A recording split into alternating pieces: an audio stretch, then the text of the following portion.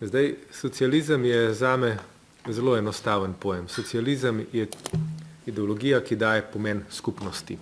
Liberalizem daje pomen posamezniku. Zdaj, če se vprašamo, česa je preveč v današnji družbi, bi bil moj odgovor: preveč je liberalizma, ker je družba preveč atomizirana in rabimo več skupnosti. In to smo tudi poskušali v tej vladi, sicer kot manjšinski koalicijski partner, dosegati. Zato smo šli v projekte, kot je dolgotrajna oskrba, ki prinaša kaj?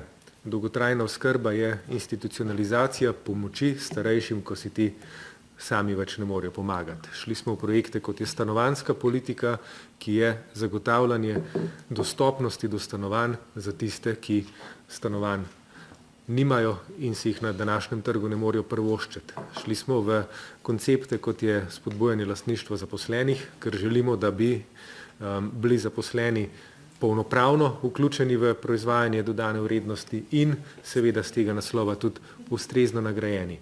In seveda smo krepili socialno državo.